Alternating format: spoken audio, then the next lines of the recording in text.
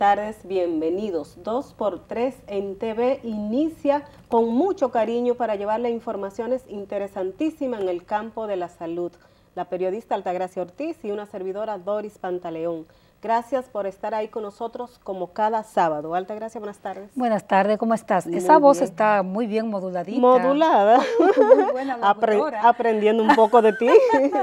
Qué bonito. Señores, y así, bueno, terminó noviembre y terminó la temporada ciclónica, Doris. Y empieza este mes que gusta tanto, diciembre. Y empieza el mes de diciembre, que es bonito, a pesar de tantas tragedias en el Cibao, de tantas situaciones. Sí. Parece que hay que seguir, ¿verdad? Mientras el gobierno... La vida hay que seguir. Vemos que tanto gobierno como instituciones privadas han anunciado suspensión de celebraciones y festejos que por lo general se hacen para esta época, en solidaridad con tantas familias del Cibao que están atravesando por una situación difícil de calamidad por las lluvias. Tú sabes que mirando esas tragedias en el Cibao, uno dice, uno no sabe cómo es mejor, porque si toda esa lluvia que ha inundado el Cibao por donde quiera hubiese caído en Santo Domingo, se va todo. Bueno, porque hay mayor cantidad de pobreza, cúmulo de población. Y contaminaciones. Contaminación. Y recuerda los problemas que tenemos de alcantarillado, que cuando llueve un poquito se inunda toda la ciudad. Yo pienso que se hubiese ahogado media capital. Bueno, sí. Pero el Cibao también es una zona bien acuífera. Acuífera y productiva, entonces hay muchos daños a la agricultura que los resultados negativos lo veremos luego. Así es. Con el costo de los productos, sobre todo de primera necesidad. Así es, el gobierno está haciendo todos los esfuerzos, todos estos días han estado hablando los ministros de Agricultura, ministro de Medio Ambiente, más pública. El ministro de Obras Públicas. Hay un trabajo enorme que hacer y ojalá que toda esa ayuda que mencionas de empresas privadas que han decidido no hacer las festividades propia de la Navidad, se llegue realmente a la gente que lo necesita en este momento. Sea canalizada para esas personas, ¿verdad? Porque a veces no se gana nada con decir suspendemos, si eso no se canaliza hacia donde debe llevarse. Donde hay que canalizar cosas en el Seguro Social también. Bueno, sí, ya llegó la hora, de hecho ya el servicio... Llegó la hora cero. Llegó la hora cero para esa institución de más de 60 años. Es casi 70 años. De casi 70 años, muchos años mirando el Seguro Social. Pero años. Parece que hay que entregarle el acta de defunción ya a esa institución. Sí, porque lamentablemente muchos años, como tú dices, Altagracia, pero viendo que cada día va en descalabro, ¿verdad? Descalabro, total. Cada día vemos que rinden menos, o sea, ¿por qué? Por razones políticas sobre todo. Recuerda que esa institución jugó un papel importantísimo en el la país, vida de los trabajadores. Sobre todo en la vida de los trabajadores, en materia de salud, de prevención. Sí, hospitales tan emblemáticos, por ejemplo, como el Salvador B. Gautier, con 34 especialidades médicas. Sí, uno de los más grandes. De lo más grande. General y especializado. Pero a veces hay que asumir postura. Ahí se entró una alimaña que acabó con ese centro. Sí, varias alimañas. Sí, varias alimañas que acabaron con ese centro. Ahí gente salió rica de ahí. Sí, es cierto. Y fue en desmedro, amén de que políticamente cumplió el rol, porque eso fue un modelo que hubo en toda América Latina. Sí, cumplió su rol, yo creo que sí, pero es lo que tú dices, el manejo llevó a que la institución llegara a este punto y creo que se están tomando acciones que ojalá y den los resultados que se esperan, ¿verdad? Por lo pronto, esa red de hospitales, de más de 20 hospitales, tiene una deuda superior a los 1.000 millones, 1.300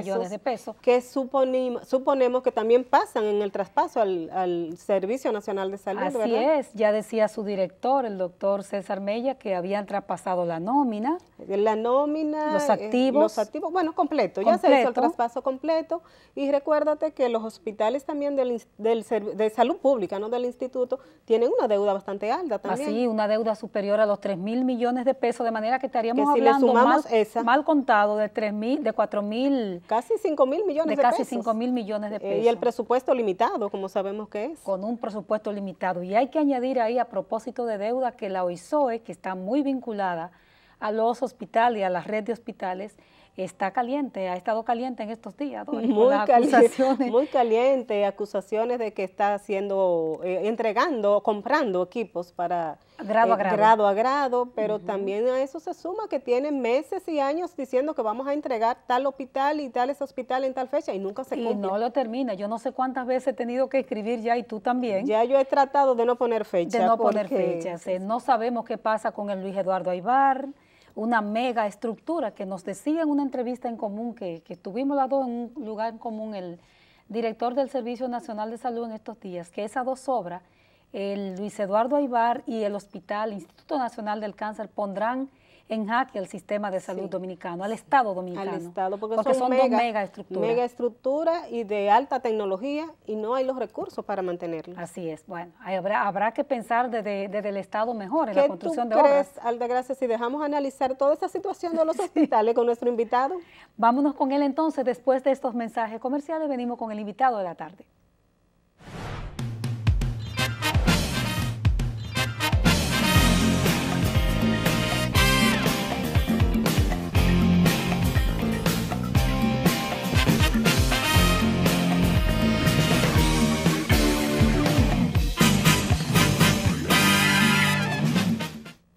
Gracias por continuar con nosotros en 2x3 en TV, nosotras, que somos dos mujeres, ¿verdad?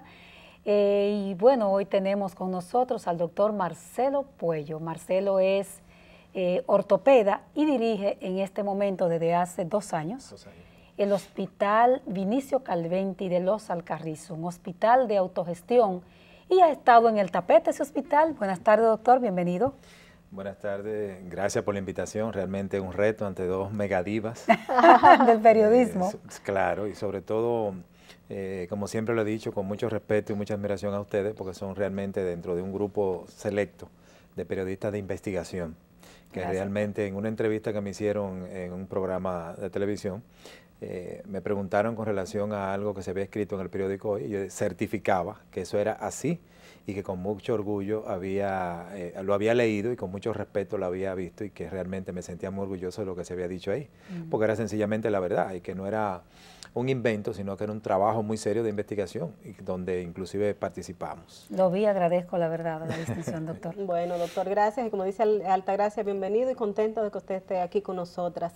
Doctor, vamos a hablar un poquito del hospital. Es verdad lo que dice Altagracia, desde hace muchos años, desde que se inauguró este hospital, siempre ha sido fuente de conflicto. ¿Qué pasa ahí, doctor? Recordamos que cuando usted fue designado en el puesto también hubo conflicto, anterior a él. Anterior a eso también.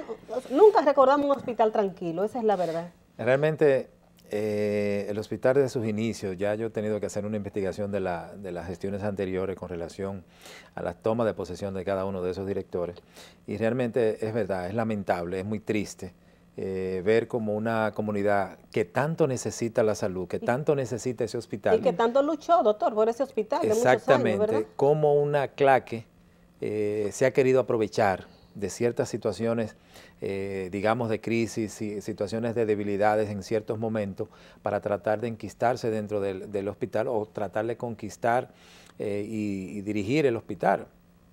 Situaciones realmente que son hasta bochornosas, porque cuando usted va al historial de esas personas, cuando usted va al historial de esas personas redundando, no hay ningún historial ni académico, ni ningún historial de que haya aportado algo, ni siquiera por el hospital o por la misma comunidad de Los Alcarrizos. ¿Son personas de la comunidad, doctor? Sí, lamentablemente son dirigentes políticos de la comunidad, de cada uno de los diferentes partidos, sobre todo, y que están bien identificados. Perfecto. Y que por lo menos, si usted hace una revisión en cada una de los recuentos periodísticos y hasta de televisivos, se va a dar cuenta que son las mismas personas hablando los mismos temas en las mismas fechas y con las mismas situaciones, que cuando usted hace un recorrido dentro del hospital, cuando usted ve la realidad operativa del hospital, se da cuenta que no es así. Ahora, en ningún momento, por lo menos durante nuestra gestión, desde el primer momento en que llegamos, hemos ocultado el gran déficit operativo financiero con que se trabaja en el hospital. Pero volviendo a esas personas, doctor, ¿qué buscan? O sea, si hay, no lo que denuncian, porque hay personas que han estado denunciando la situación del hospital, pero usted habla de esa claque, ¿qué buscan? ¿Buscan su destitución? ¿Buscan que se resuelva el problema del hospital? ¿Buscan participación política en el hospital? Yo entiendo que buscan participación política. A ninguno le interesa realmente la solución de los problemas del hospital, porque ninguno de ellos tiene la solución de los problemas. Eso no se resuelve con una varita mágica. Eso se resuelve con trabajo, pero con trabajo dentro del hospital, con trabajo productivo dentro del hospital, y que le pueda brindar servicios de salud a todo el paciente que va a buscar servicios de salud al hospital. Dentro de esa parte tengo que diferenciar lo que es la parte médica, y tengo que reconocer, inclusive me quito el sombrero ante el doctor Lorenzo, porque está haciendo unas denuncias que son muy claras, que son muy específicas y que tienen no hay, aunque hay algunas informaciones que él no la maneja, porque no tiene los datos exactos, pero realmente él tiene un interés en ese sentido. Hay otro que nunca le ha interesado el desenvolvimiento operativo del hospital, que sencillamente cuando usted va a la hoja de servicio, cuando usted va a la hoja de trabajo de esas personas, se da cuenta que sencillamente son uno más. Entonces hay que diferenciarlo. En cuanto a la parte política, que no me gusta tocarla porque no soy político, lamentablemente es una realidad que choca y que las autoridades superiores a mí tienen pleno conocimiento de quiénes son y qué buscan detrás de eso. ¿Usted lo ha informado? Eso está informado por escrito inclusive. Ahora bien, como te decía, el hospital funciona, el hospital da servicio en cada una de las instancias que tiene que dar, emergencia, consulta, unidad de cuidados intensivos, y fuimos nosotros responsablemente que iniciamos y cerramos los quirófanos de la tercera planta, y vuelvo y lo reitero, por la gran contaminación que ahí encontramos. Sencillamente eso es costoso, eso necesita dinero, y se están haciendo los trabajos necesarios para que eso se pueda concluir. Ahora bien, si tú me preguntas desde el punto de vista personal, yo quisiera terminarlo mañana, pero la realidad financiera y la realidad y el cumplimiento de los protocolos de trabajo de la parte de ingeniería y sobre todo en la parte que tiene que ver con que eso funcione con las nuevas normas de bioseguridad con que tiene que manejarse un quirófano, conlleva a tiempo. ¿Estaba contaminado cuando usted llegó entonces toda esa área? Toda esa área estaba contaminada, y estaba, los protectores biológicos habían sido violados por ciertos arreglos que se hicieron. Algunas ocasiones se dañó la parte eléctrica, entonces la pasaron por fuera y eso fue rompiendo el revestimiento biológico, ya que ya el hospital ya va para 10 años. Eso expone a mucha contaminación, doctora. Eso expone a mucha contaminación. Y otra de las cosas que encontramos es que se había violentado algunas de las ventanas que estaban por encima del falso piso y entonces el aire entraba por esa vía. A los quirófanos. Automáticamente cuando vimos eso digo, no, esto hay que cerrarlo, esto no puede seguir así. ¿Y con cuánto está funcionando entonces actualmente el hospital? Todo lo que es la tercera planta de quirófanos de lo que es cirugía general y sus especialidades está cerrado y se está trabajando, se está remodelando. Y entonces lo que hicimos fue que bajamos todo a la segunda planta, que es donde están los quirófanos de ginecología y obstetricia. Entonces preparamos 2 quirófanos para cirugía general, uno para hacer cirugía electiva y siempre dejando uno para todo lo que tenga que ver con cirugías de emergencia. Y dejamos la parte de la sala de partos y de la parte de cirugía de la cesárea para que pueda ginecología no entorpecer los trabajos de esa área. ¿Qué cantidad de pacientes, doctor, recibe ese hospital? Diariamente en la parte de emergencia estamos promediando alrededor de 250, 260 pacientes diarios. Una alta población. Ha habido una disminución en los últimos 2 meses que tiene mucho que ver por la campaña que han iniciado, y sobre todo que entonces la persona siente un poquito de miedo, pero yo reitero, en todo lo que es servicio de emergencia, el hospital está trabajando a plena capacidad en ese sentido y no se ha dejado de hacer procedimientos quirúrgicos de emergencia. Sobre todo, por ejemplo, en el día de ayer, solamente cirugía general operó 9 pacientes. ¿De emergencia entre emergencia y algunas electivas, porque no es que estemos haciendo totalmente las electivas, pero hay algunas electivas que sí se están haciendo y sobre todo los procedimientos de trauma se están haciendo. La cesárea y los partos siguen su mismo ritmo. Hay meses en que, determinados momentos del año en que se incrementan los nacimientos en determinadas fechas y hay otra fecha en que baja. Y eso lleva un ritmo de alrededor de 320 nacimientos vivos todos los meses, entre cesáreas y partos normales, con un desempeño de lo que es el servicio de ginecología y sobre todo el servicio de neonatología, donde la tasa de mortalidad anda por debajo de un 15%, y nosotros la encontramos muy alta. Doctor, uno de los graves problemas en el sistema de salud, lo decíamos en los comentarios al inicio, es el problema de los recursos económicos. ¿Con cuánto se están manejando ustedes, dado que ya hemos hablado de que ha habido un déficit, o que hay un déficit histórico que usted lo encontró en el hospital, según el hospital desde sus inicios se ha manejado con una asignación presupuestaria de 23 millones de pesos. Y tiene 10 años. Y el hospital tiene 10 años. A sus inicios el hospital se manejaba apenas con unas 60 emergencias al mes. Ahora, 60 emergencias diarias, perdón. A nuestra llegada seguimos recibiendo los mismos 23 millones ya 10 años, 9 años después de haberse iniciado. Pero el volumen de pacientes que llega a las emergencias, que llega a la consulta diaria, se ha cuatriplicado con relación a los inicios del hospital. En sus inicios el hospital se manejaba con 23 millones de pesos, se pagaba 17 millones para la nómina, y con eso se manejaba el hospital, dejando un dinero para la carga física, fija, que es oxígeno, alimento, medicamentos, y dejando siempre algo para lo que es el mantenimiento de la planta física y muchas veces para la compra de tecnología nueva. A medida que fueron aumentando los servicios del hospital, el hospital tuvo que seguir creciendo. En sus inicios no tenía ciertas especialidades y luego hubo que contratar especialistas para cubrir esas necesidades y poder brindar los servicios en el hospital. ¿Por dónde anda el costo operativo del hospital? En este momento, la realidad económica del hospital con relación a la nómina debe andar, y se necesita exactamente alrededor de 35 millones de pesos. Eso conlleva el pago de la nómina fija, unificándola en una sola nómina, que no haya que tomar el dinero de la productividad del hospital para pagar nómina, permitiendo y liberando a la gerencia hospitalaria de que con esos recursos pueda cumplir con la compra de los insumos y poder mantener el hospital funcionando a plena capacidad.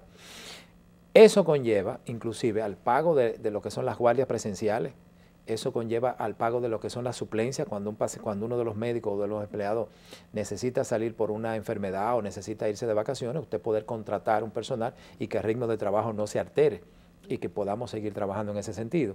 Y con eso también el pago de lo que son los impuestos de retención de los sueldos de los empleados, la Tesorería Nacional. O sea, la realidad realmente a futuro es de 35 millones de pesos. Pero el hospital tiene una productividad porque toman los seguros médicos. ¿A cuánto asciende lo que ustedes en este momento nuestro principal socio en ese sentido es Senasa. Entonces la venta de servicios a Senasa anda alrededor de unos en este momento de unos 8 a 12 millones de pesos. Eso va a una media en lo que es Senasa subsidiado y Senasa contributivo.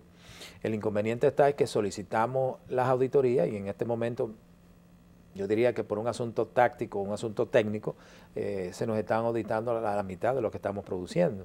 Y eso conlleva que entonces tengamos menos disponibilidad de dinero. Entonces ese dinero que es de la productividad del hospital y que debería utilizarse en lo que es la compra de los insumos y el pago a los suplidores, necesariamente tenemos que pagar parte de la nómina. Y eso conlleva a que haya un déficit. ¿Ustedes están siendo auditados en este momento? La Cámara de Cuentas terminó la auditoría. Está ya preparando lo que sería el informe final, pero en el informe preliminar me llena de orgullo que realmente hasta ahora no hay ningún problema de fondo. Algunas cosas de forma. ¿Quién la solicitó, la auditoría? La auditoría generalmente se realiza por cada 2 años de gestión. Nosotros solicitamos, peleamos y gritamos que trataran de incluir la gestión nuestra y gracias a Dios se tomó. Entonces se auditó el año 2013, el 2014 y el 2015. Perfecto. Y sencillamente estamos esperando ya el informe final, pero en el preliminar las cosas están, gracias a Dios, bien claras. Algunos problemas de forma, pero de fondo, gracias a Dios, no ha habido. ¿Y usted encontró deuda, doctor, en ese hospital? Encontramos una deuda en ese entonces de 207 millones de pesos. Eso la Cámara de Cuentas lo auditó. Yo recibí el hospital bajo una auditoría de control interno del Ministerio de Salud Pública. Ellos nos entregaron 84 recomendaciones, tanto desde el punto de vista administrativo como desde el punto de vista gerencial y financiero, y eso fue revisado 6 meses después de haber entregado esas recomendaciones y se nos dio una carta de felicitación, una carta de encomio, porque de esas 84 recomendaciones ya nosotros teníamos en cumplimiento alrededor de 74. Las que no se habían cumplido estaban en ese momento en ejecución y habían otras que necesariamente no podíamos cumplirlas porque teníamos que acatarnos a la ley que creaba la dirección el Servicio Nacional de Salud y todavía no se había implementado. Y hay que decir, Doris y amigos televidentes, nosotros tenemos la información, todavía no tenemos acceso a esa investigación, pero la información que tenemos es que a la gestión anterior a la suya, creo que el doctor es Alberto Díaz, Salud Pública como ministerio hizo una auditoría, envió a una funcionaria, hizo una auditoría, pero eso no ha salido a la luz pública y tengo entendido que hay graves inconvenientes, hay graves situaciones, pero no tenemos todavía. Es decir que se trata de un hospital que históricamente, como decía Doris en su cuando hacía la introducción, ha tenido dificultades, malos manejos e intervención negativa de agentes hasta externos al centro de salud? Mira, hay que recordar que el Hospital Vinicio Calventi geográficamente está en uno de los lugares donde más necesidades económicas hay, con mucha marginalidad. El hospital está rodeado de cordones de pobreza. Y sobre todo, como me dijo uno de los comunitarios, es la única, ellos entienden que el hospital es la única fuente de trabajo que hay para toda la comunidad.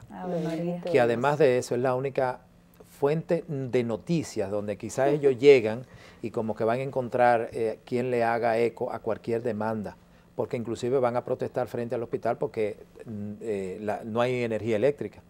Van a protestar frente al hospital porque sencillamente la alcantarilla está tapada. Pero quien tapa la alcantarilla son ellos mismos que la levantan y le echan la basura al drenaje fluvial y necesariamente tiene que taparse. Es muy difícil. En estos días tuvimos que hacer gestiones y gracias al ministro de Obras Públicas que nos apoyó en ese sentido para destapar uno de los canales de agua que hay en los alrededores del hospital, y ellos donde iban a protestar era el hospital, porque ellos entendían que si el hospital lo ayudaba o buscaba la ayuda iba a llegar. En ese sentido yo me auxilié del señor síndico Junior Santos y él nos apoyó con algunos camiones, el equipo pesado del ministerio que fue limpiando, pero también es un problema de educación, porque ellos mismos siguen echando la basura en el mismo lugar donde ellos mismos viven. Doctor, perdón, vamos a pedirle un momentito, usted tiene una papa caliente, vamos a pedirle un permisito, nos vamos a una breve pausa y regresamos.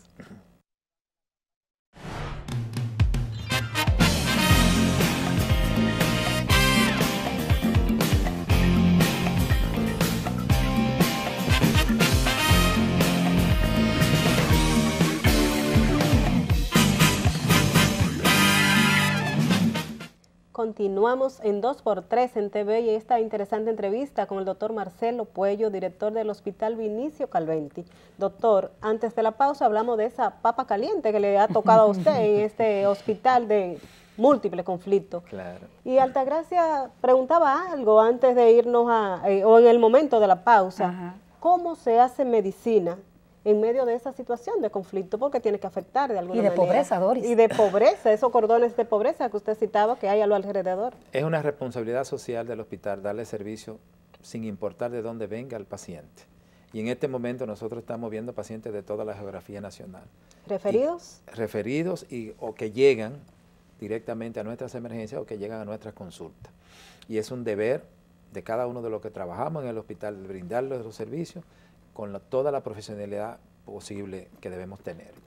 Mira, con relación a los conflictos, lamentablemente los hospitales son centros de conflicto porque todo el que llega está tratando de solucionar su problema.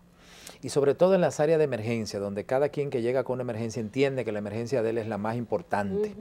Y generalmente usted hace un sondeo por cada una de las emergencias de nuestros hospitales y hasta de las clínicas privadas, y usted encuentra un momento de conflicto porque entiende que es a él que hay que atenderlo. Y cuando usted lo cuestiona, entonces de una vez empieza a decir que el médico está chateando, que el médico está haciendo tal cosa. Muchas veces tiene la razón, pero muchas veces el médico lo que está es quizás pidiendo una consulta con un especialista o está tratando de localizar a un especialista, pero el que no lo entiende, entonces cree que lo que está jugando con el teléfono. De la misma manera, como médico, uno debe brindarle, lo primero que tiene que hacer es tocar el paciente, examinar el paciente. Y ya con esa parte usted gana el 50% de la confianza del paciente e inclusive hasta del tratamiento. El problema es que nosotros, y en todo el sentido de la palabra, no solo en el Hospital Vinicio Calventi, sino en nuestro país, nosotros como médicos nos estamos alejando de nuestros pacientes, nos estamos apoyando más en un estudio, nos estamos apoyando más en tecnología. Pero para usted poder interpretar la tecnología, usted tiene que tener una buena historia clínica. Perfecto. Usted tiene que haber examinado al paciente. Conversado con él. Conversar con el paciente. Y sencillamente eso es lo que está pasando.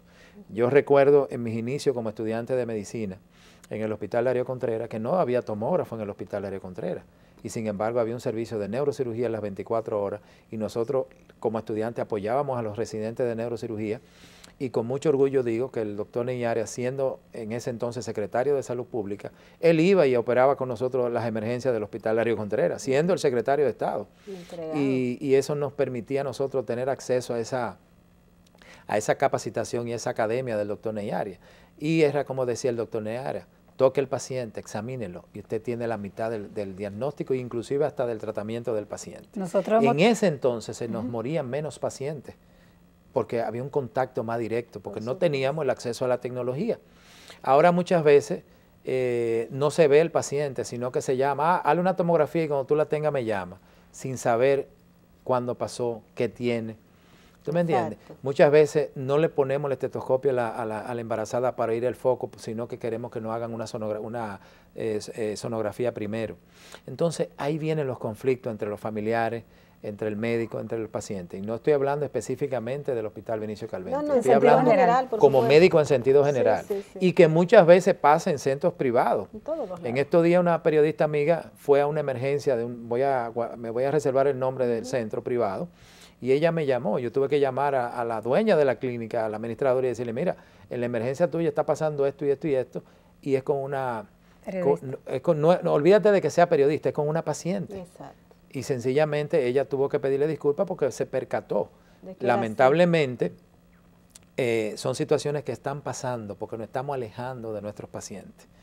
Y no es un problema solamente, y vuelvo y te reitero, de nuestro hospital, es en sentido general. Pero en el caso específico de ustedes, doctor, uno sabe que toca todo el país, porque la República Dominicana es un país también pobre, a pesar de que indicadores digan otra cosa. Pero en términos de que hay una medicina avanzadísima, de que hay mucha tecnología, ustedes, en el caso del Calventi, un hospital que se llama de autogestión o que ha sido denominado de autogestión, pero que tiene un ¿cuánto por ciento de pacientes que no tiene seguro? Alrededor de un 40% de los pacientes que nos visitan no tienen seguro. No tiene ningún tipo de seguro. Y se le da el servicio idéntico como el que tiene el seguro. Porque es un paciente. Perdón, es un paciente.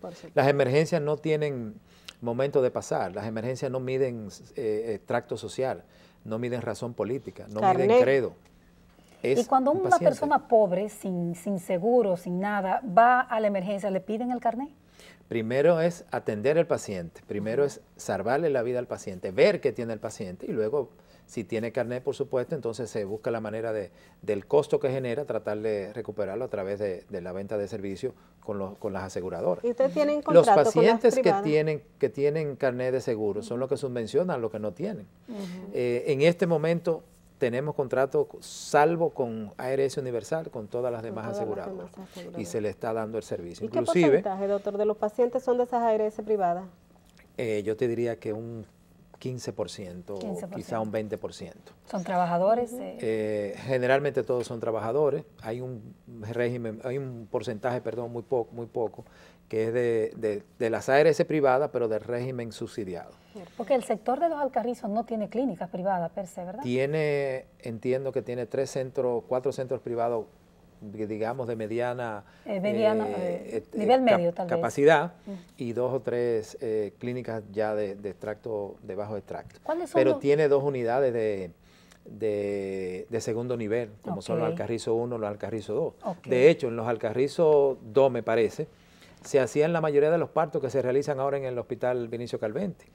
Hay que ver ahora, no quiero meterme en esa parte, no me corresponde, con mucho respeto, pero habría que ver las estadísticas de qué están haciendo esos centros en este momento.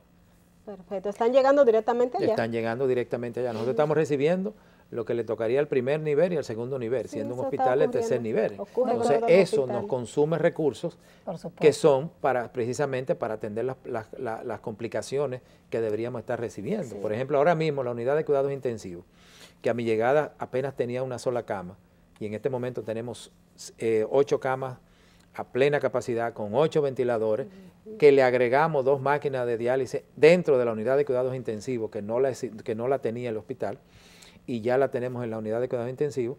La mayoría de nuestros pacientes son del interior del país. En este momento teníamos 3 pacientes específicamente del área sur, que necesito sencillamente quitarme el sombrero, felicitar al director del hospital de San Juan de la Maguana. No tengo el honor de conocerlo, pero sencillamente una persona que no tan solo te llama y te explica qué tiene el paciente que te va a mandar, sino que al otro día, mientras tú tienes el paciente, él te está llamando, dándole seguimiento a sus pacientes. Mira qué bien. Excelente. Y honestamente, no si me lo ponen al lado no sé quién es, pero la verdad que cada vez que él me llama, me da placer poder ayudarlo porque le da seguimiento a sus pacientes. Y eso realmente no se ve tanto, ni siquiera aquí en la ciudad capital. Con tanta frecuencia. Doctor, una pregunta sobre su comunidad, en la que le ha tocado trabajar. ¿Cuál es el perfil? ¿De qué es que sufre más la gente de Los Alcarrizos? ¿Es igual que el resto de los dominicanos? ¿De qué se llena la emergencia y la consulta del hospital? Básicamente de las enfermedad diarreica, procesos febriles, sobre todo en la parte de pediátrica. En la parte ya materno-infantil, lo que tiene que ver ya con lo que es el embarazo a muy corta edad, embarazo en adolescentes. Mis primeras 5 entregas de guardia, yo me asombraba. El doctor Reyes Paulino, profesor de profesores, me decía, no, tranquilo, que usted se va a acostumbrar a escuchar las cifras de la hemoglobina de esos y de esas pacientes. Muy bajas. Que yo decía, pero es que desde el punto de vista de fisiología, eso no existe. Y usted ve que dicen los libros. Usted ve que le llegan caminando con una hemoglobina en 5, en 6. Embarazadas. Y embarazada. Ave María. Entonces es un problema que te habla de la marginalidad, te habla de pobreza, te habla de falta de nutrición. Exacto. Y más que nada de educación. ¿Pero eso es población dominicana población o dominicana? Perdón, población dominicana y haitiana. El hospital, acuérdate que eso eran cañaverales del Central Río Jaina, que se han convertido en barrios donde no se respeta ninguna norma de construcción. Todo eso yo he tenido que caminarlo. He entrado a muchas de esas casas, sobre todo en los programas de prevención y fumigación para lo que es la erradicación del mosquito. Y realmente convivir con eso hay que caminarlo, hay que verlo para poder entender qué es lo que nos está llegando al hospital. Hay otra parte que me preocupa mucho y que gracias a Dios hemos recibido apoyo de amigos, sobre todo del doctor Castaño, del Departamento de Trauma de la Plaza de la Salud, que nos hizo una donación bastante importante en material de osteosíntesis, porque a mi llegada nosotros encontramos que en las salas de cirugía, la sala de internamiento del área de cirugía, habían pacientes que tenían hasta 2 meses ingresados, porque no tenían con qué comprar un material de osteosíntesis. De ese tema, doctor, porque siempre se dijo, este hospital, cuando se iba a inaugurar, va a ser un apoyo al Darío Contreras y a otros hospitales, porque va a tener un área muy especializada en trauma. ¿Cómo funciona esa área? A nuestra llegada, esa área no estaba especializada. Apenas teníamos 3 ortopedas. Nosotros contratamos, gracias a un apoyo de la señora ministra, se pudieron contratar 3 ortopedas más y se trasladó uno del Darío Contreras para apoyar la unidad. Y la cantidad y el volumen de cirugías del área de trauma se ha incrementado notablemente por la cantidad de accidentes de tránsito, sobre todo de vehículos de 2 ruedas. Sí, lamentablemente me ha tocado llamar a la policía, llamar inclusive a la ME en ocasiones que voy accesando al hospital y encuentro competencia de motociclistas en la autopista Duarte, en la avenida Circunvalación, y que gracias a Dios las autoridades han dado apoyo en ese sentido. Escenas dantescas de accidentes de motores, precisamente echando carrera, donde lamentablemente perdieron la vida 2 transeúntes que iban por la acera en meses pasados. Esas son de las cosas que también nos llegan. ¿Qué es lo que más le preocupa, doctor? A usted como traumatólogo, ¿verdad que es? Ortopeda, perdón. Bueno, sobre todo el problema principal son las fracturas abiertas.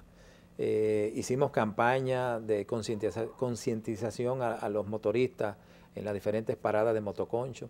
Con amigos de los suplidores del mismo hospital se le hizo donaciones de cascos protectores, la colocación de chalecos lumínicos, porque muchas veces no tenían luces, y es su forma de trabajo. Sí. Eso nos ha permitido quizás disminuir un poco, sobre todo, no los accidentes, pero por lo menos que ahora cuando se caen y se dan en la cabeza no nos llegan con lesiones importantes. Los accidentes son un problema nacional. Correcto. Y mundial, nos hemos convertido en un país, ¿verdad?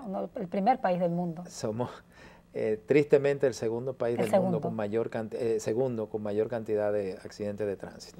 Y en una entrevista que me hicieron yo decía que eso afectaba a la economía nacional, y no es mentira, porque cuando es la cabeza de esa familia, automáticamente se pierde la entrada económica de esa casa. Y es una persona más sin trabajo, una familia más que no tiene acceso quizá a educación, a alimentación, porque su cabeza está postrada en una cama con una fractura o muchas veces mutilada porque ha perdido un miembro. Y sencillamente el costo económico que conlleva a un paciente con una fractura de tibia, una fractura abierta, estamos hablando de casi $2.000 a $3.000. ¿Una fractura abierta qué implica, doctor? ¿Cirugía? Toda fractura donde hay una herida en la piel y se exponga el hueso, es un paciente que debe de ir a cirugía y debe lavarse por lo menos con 15 a 20 litros de solución salina. Ya es un costo. Ya eso inicia con un costo. Eso es solamente lavarlo, no significa que esa sea la cirugía definitiva. Es sencillamente para llevar esa herida a la menor carga bacteriana, porque ya llegó contaminada de la calle. Perfecto. Y eso implica que es un paciente que ya lleva un material de osteosíntesis.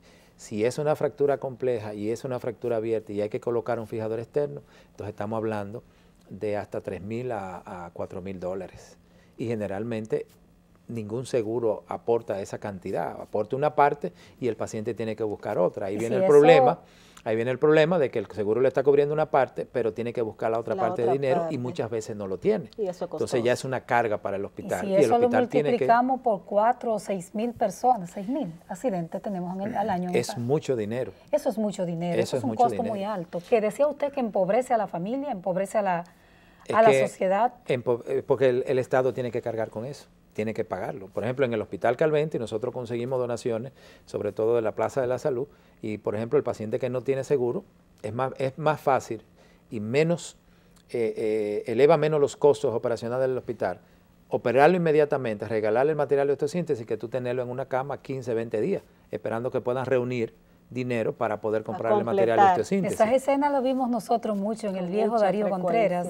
Con relación a eso, con mucho orgullo debo decirte que bajo la supervisión del doctor Félix Hernández, en ese diciembre que se cerró la emergencia del Hospital Darío Contreras, el Hospital Ney Arias, el Hospital Marcelino Vélez Santana y el Hospital Calventi fue que asumieron la responsabilidad de la emergencia de trauma de todo lo que llegaba al Hospital Darío Contreras. Doctor. En ese entonces nosotros teníamos procedimientos, alrededor de unos 15 a 20 procedimientos diarios en ese diciembre.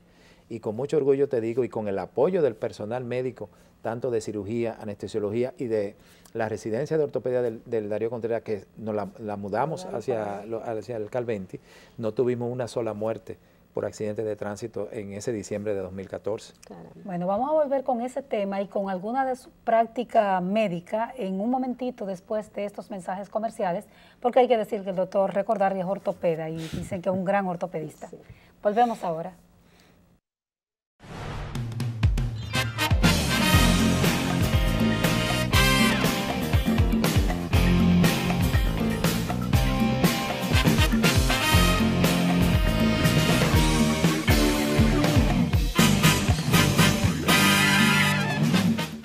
Gracias por su presencia apoyándonos como todos los sábados en 2x3 en TVI. Esta conversación la continuamos ahora con el doctor Marcelo Puello, director del Hospital Calventi, Vinicio Calventi, ese gran ginecólogo, ¿verdad?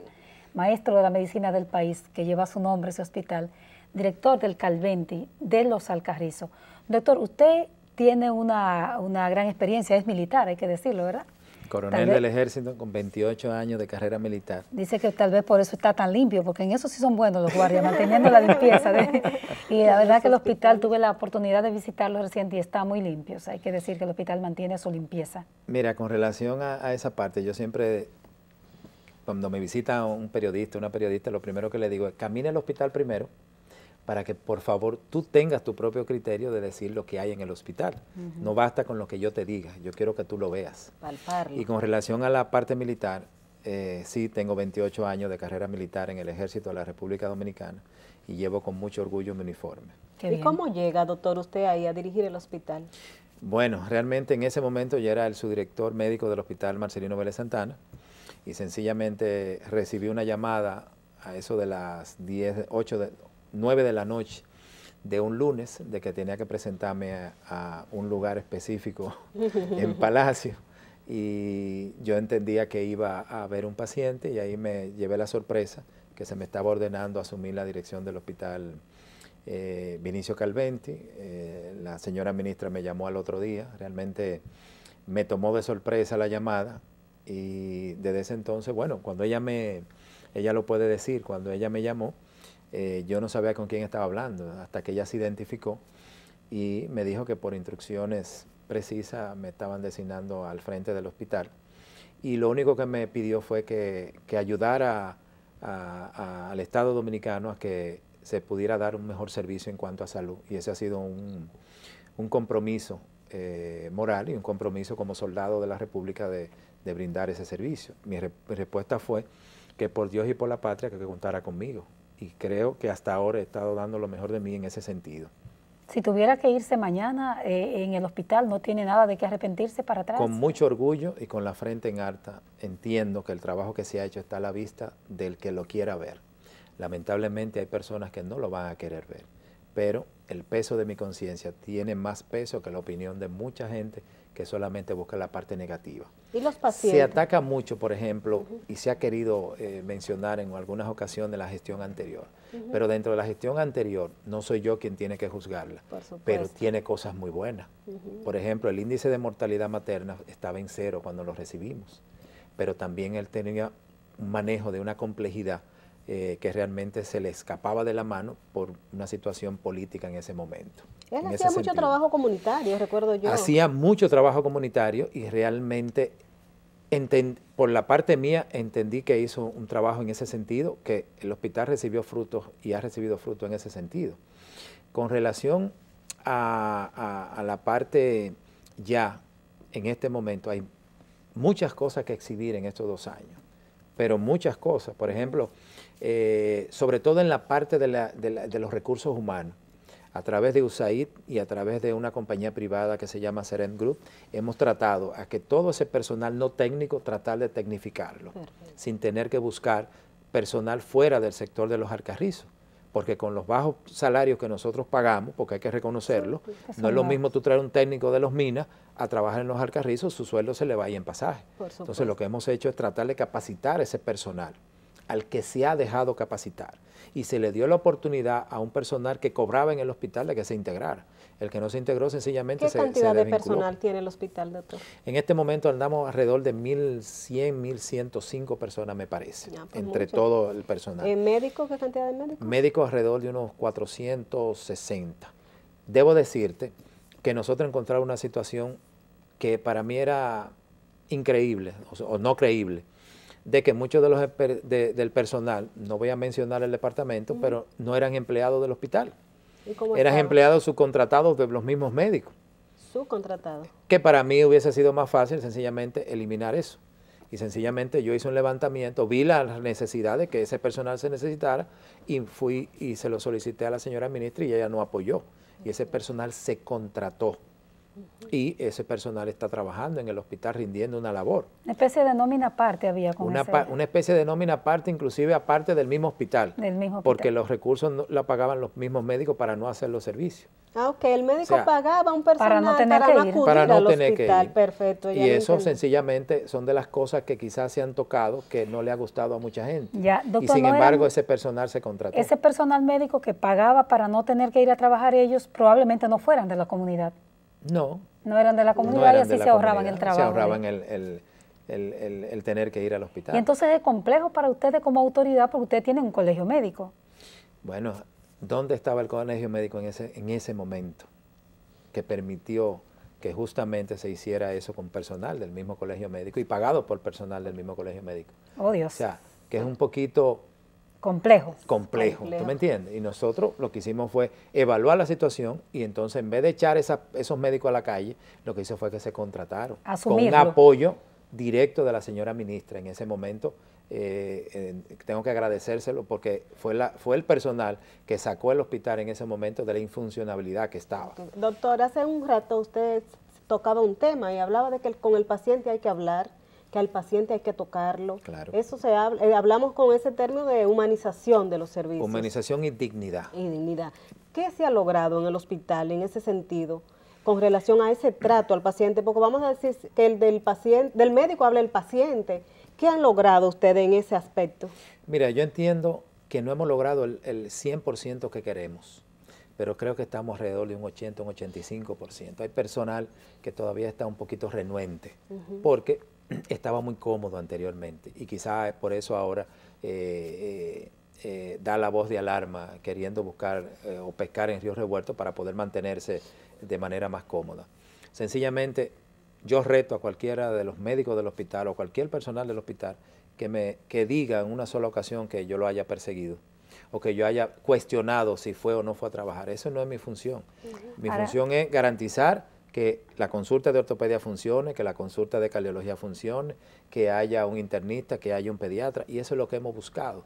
Porque yo entiendo que mucho de ese personal trabaja en uno y hasta en 2 lugares más, y hasta en 3.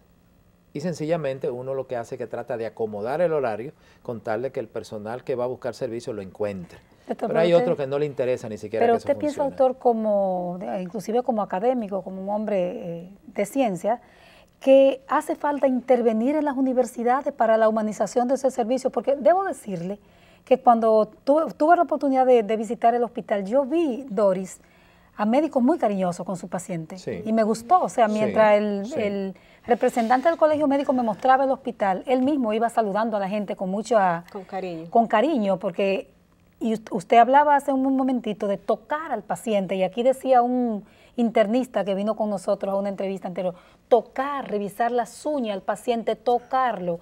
Entonces, ¿cómo han logrado ustedes que el paciente sea tocado como un ser humano, no con un guante puesto? ¿Cómo han logrado un poco eso? Sencillamente educación, hablar, insistir, sobre todo en las aulas, con las diferentes residencias que funcionan en el hospital, con los diferentes estudiantes que visitan el hospital en cuanto a la práctica y el seguimiento académico que se le da.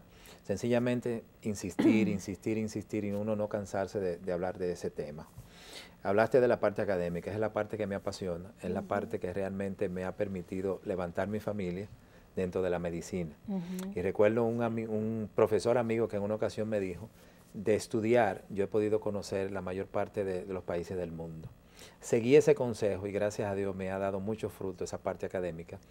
Y, por ejemplo, hace apenas unos 45 días visité la República del Salvador en una misión académica patrocinada por la empresa española Surgivar, donde yo fui como jefe de curso a dar una instrucción en cirugía de cadera, y realmente fue maravilloso. Yo entendía y sencillamente yo pensé que iba guardando todo el respeto del mundo a una selva y me encontré con un país moderno. Sencillamente no encontré un solo zafacón en la calle, pero no encontré un papelito tampoco. No había nada de basura. Y hospitales del 1800 con los techos en alucín, pero usted podía comer en el piso.